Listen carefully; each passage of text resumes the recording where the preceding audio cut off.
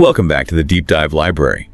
Today we're getting into a really foundational text, Jim Collins' Good to Great. Yeah, absolutely essential reading. We've looked closely at a detailed video breakdown of it. And our goal today is, well, to pull out those core insights, make them really actionable for you, whether you're leading something or just aiming high yourself. Exactly. We want to get beyond just a summary. We're aiming to extract those fundamental principles, what really separates the great from the just adequate. Looking at the research, the surprising bits, and what it all means for you, the listener. Right. The video really dives into this huge 5-year research project Collins and his team undertook. And the question driving it all was pretty simple, but profound. Can a good company actually become great? Or is, like, average a permanent state? It wasn't just academic, it led to this massive investigation. They looked for companies that made this leap from average stock performance, basically matching the market for 15 years, to legendary performance. We're talking at least 3 times the market average for the next 15 years. That 15-year time frame is key, isn't it? Oh, definitely. It rules out, a lucky streak or just one amazing CEO carrying the whole thing temporarily. And that 3 times the market benchmark. That's tough. It is. The video mentioned even giants like Coke and Disney only hit about 2.5 times the market in their best periods. So it really shows how special these good to great companies were. It signals something fundamental changed, not just a good quarter. Right. Sustained excellence. And they focused on publicly traded Fortune 500s, so they had solid, objective financial data to work with. Which is crucial for this kind of analysis. And I found it interesting they specifically sought out the underdog stories. Yeah, companies that did it themselves, not just riding some huge industry wave. They transformed from within. So what kind of performance uplift did they actually see after this transformation? It's pretty mind-blowing, actually. The video stated their stock returns hit nearly 7 times the market average after the transition point. Wow, 7 times. Yeah. Put it this way. $1 invested in these transformed companies in '65 would have been worth $471 by $2,000. Compared to just $56 for the general market. Huge difference. That really puts it in perspective. And the examples weren't always the obvious big names, right? Walgreens was one. Exactly. Walgreens is a great example used in the video. For ages, just a decent, solid company, nothing spectacular. Kind of unremarkable, yeah? But then, around 1975, something clicked. Their performance just exploded, outpacing Intel, Coke, even the NASDAQ over the next quarter century. Incredible. The video had that stat. $1 in Walgreens in '75 grew 15 times faster than the market overall by 2000. That's the one. It really drives home that amazing results can come from seemingly ordinary places. It totally does. And it sort of busts that myth that you need a flashy start. It's about being able to rewrite the script. Absolutely. Circuit City was another one they mentioned, 18.5 times the market. Kimberly-Clark was on the list too, still impressive at 3.42 times. Real underdog stories. So how did they ensure they weren't just looking at lucky companies? What about comparisons? That's a crucial part of the methodology highlighted in the video. Rigorous benchmarking. Each good to great company was compared directly with industry rivals. Like Walgreens versus Eckerd. Precisely. And also against what they called unsustained comparisons. Companies that had a brief flash of brilliance but couldn't keep it going. Rubbermaid was an example there. Okay, so direct competitors and companies that faded. That adds a lot of depth. Immense depth. The video talked about over a decade of combined research effort, analyzing financials for 28 corporations, sifting through like 2,000 executive interview transcripts. 2,000, wow. Yeah, and digging into internal documents, leadership memos, even factory floor policies, really granular stuff. And these comparisons revealed some key differences. Definitely. Subtle but significant things, like how Philip Morris focused on long-term culture to weather storms, whereas RJ Reynolds seemed more reactive, or Kroger making that bold move to overhaul all its stores simultaneously, versus AMP kind of hesitating, doing things incrementally and ultimately declining. It shows the impact of decisive choices. And this deep dive allowed them to challenge some common assumptions. Yeah. Like the whole superstar CEO myth. Big time. The video points out the research flatly contradicted that idea of some outsider savior CEO parachuting in. What do they find instead? A staggering 90% of the transformative leaders were homegrown talent, people who rose through the ranks. 90%. That really flies in the face of common wisdom. Why do you think that was? What made insiders more effective here? Well, the thinking is they had that deep intrinsic understanding of the business, the culture, the people. They weren't just applying a generic playbook. Right, they knew the nuances. and Yeah. probably had more established trust. Exactly. Less need to make a big, flashy statement early on, maybe. More focus on quiet, consistent execution. That makes sense. And other myths got busted too, like Yeah. executive pay being the key. Yeah, surprisingly irrelevant, according to the video's take on the research. Fancy compensation packages, elaborate strategic plans. Not the deciding factors. So what was the magic? It really came down to this relentless focus on what the company could truly be the best at, its core strengths, Yeah. and, just as importantly, disciplined pruning of everything else, cutting distractions. Interesting. And technology. Everyone thinks tech is the answer. Important, yes, but as an accelerator, not the primary driver. The video is clear. Tech amplifies momentum you already have. It doesn't create it from scratch. So merging two average companies with great tech doesn't make a great company. Nope. And get this, many of these companies didn't even realize a major transformation was happening until years into it. Really? Yeah, it suggests greatness wasn't luck or riding a wave, it was a conscious choice built through disciplined action over time. Okay, so that leads nicely into one of the biggest concepts from the book, highlighted in the video.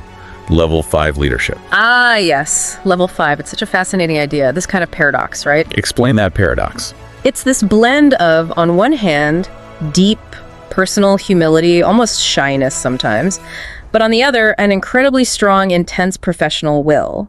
Fierce resolve. Humility and will. Seems contradictory. It does, but they found it consistently. These leaders were ambitious, absolutely, but ambitious first and foremost for the company's success, not their own ego or fame. The video gave the example of Darwin E. Smith at Kimberly-Clark. Perfect example. An unassuming corporate lawyer, right? Right. Made these huge, bold calls like selling the paper mills, the company's core.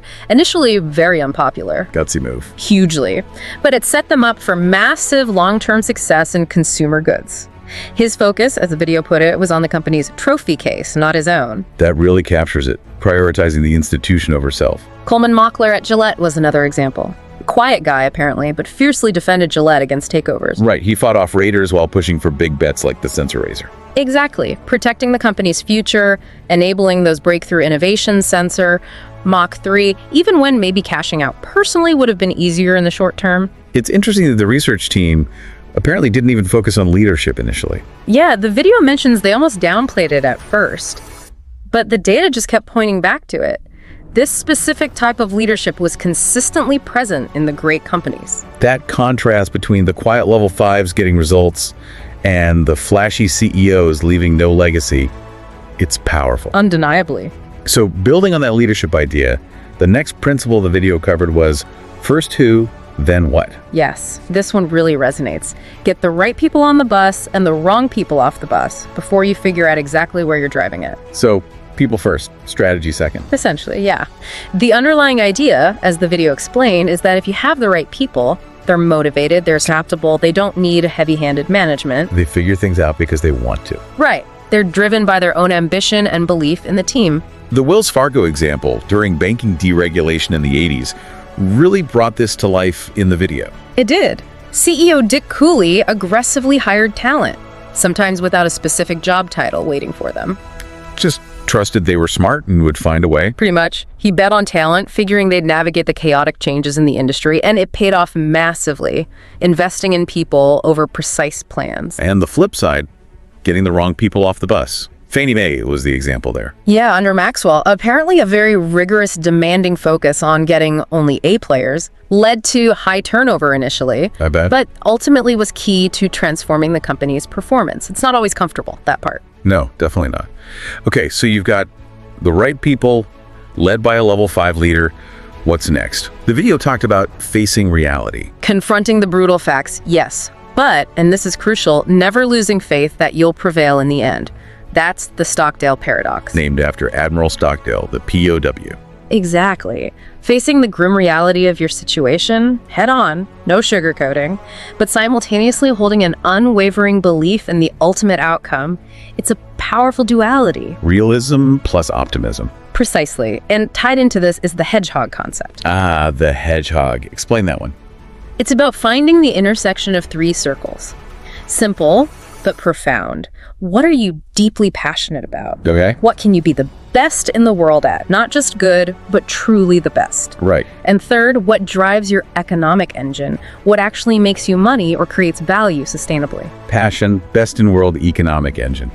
Finding that sweet spot. That's your Hedgehog Concept. It provides clarity, focus. It often takes real work to figure out, lots of honest assessment. And discipline to stick to it. Absolutely. The Wells Fargo example, again, sticking to traditional banking in the West, even when deregulation opened up flashier options. Right, Reichert's "Why chase Tokyo when Modesto is where the money's at?" Quote from the video. Classic hedgehog thinking. They knew their turf, knew what they were best at, and resisted distractions. Abbott Labs was another good one. Yeah, pivoting away from trying to beat Merck everywhere in pharma, they confronted the brutal fact that they couldn't win that fight broadly. So they focused. Focused on hospital recovery products, diagnostics areas where they could be the best, strategic clarity born from facing reality. Okay, Hedgehog Concept provides focus.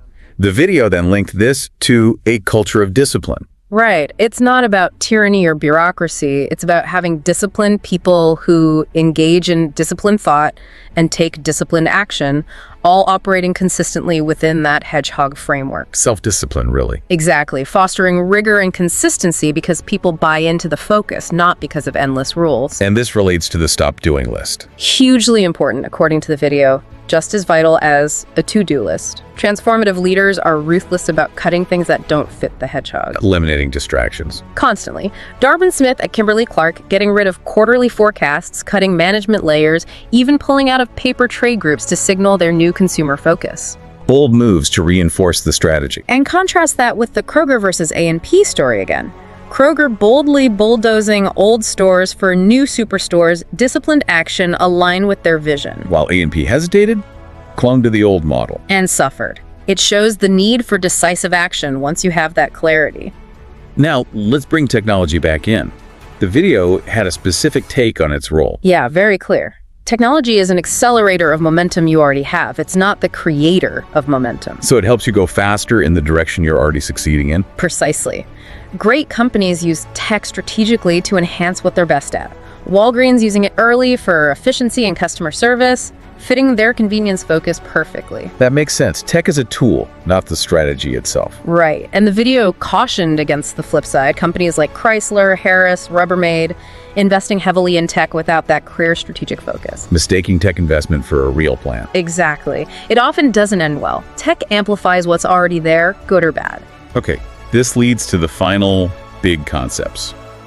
The flywheel and the doom loop. Ah, the flywheel. Such a great metaphor. Transformation isn't usually one big dramatic event. It's like pushing a giant heavy flywheel. Hard at first. Very hard. Each push takes effort, feels like it achieves little, but you keep pushing consistently in the same direction. And gradually. It starts to turn, it builds momentum, each push adds to the last. Until eventually, click, you hit a breakthrough point, and the wheel's own weight helps it spin faster and faster. Cumulative effect. No single magic moment. Exactly. It's the buildup over time. And the doom loop is the opposite. Pretty much. Mediocre companies get stuck in it. Chasing fads, changing direction constantly, making big bets that don't align. Whiplashing the organization. Right. No sustained momentum builds. The video used Warner Lambert as an example. Constant pivots, strategy shifts, never gaining real traction. So the key is that relentless, focused effort in one direction, aligned with the hedgehog. That's the core of the flywheel effect. How do you get people on board with pushing that heavy wheel, especially early on? Well, the video suggested it's less about rousing speeches and more about showing results, demonstrating progress, however small initially. Letting the results speak for themselves. Yeah. Kroger's incremental store improvements, people saw it working, customer satisfaction went up, confidence grew, that builds buy-in. Nucor's early wins with their mini mills did the same. Exactly.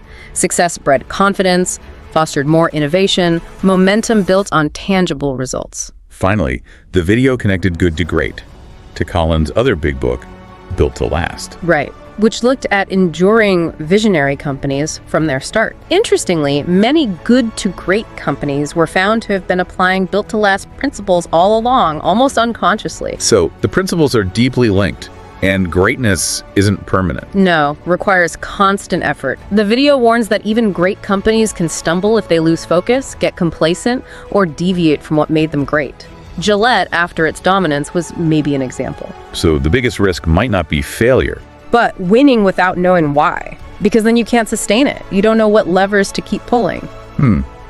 That's a really insightful point. Makes sustained success much harder. Definitely. Okay, so let's try and crystallize this. What does all this mean for you, the listener, trying to build something great?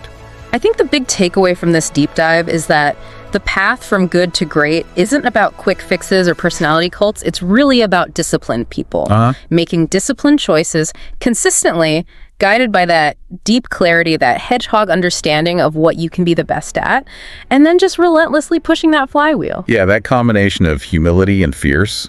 Well, level 5, getting the right people first. First who, then what? Confronting reality, but keeping faith, the Stockdale paradox. Saying no to distractions to maintain that hedgehog focus. It's a powerful framework.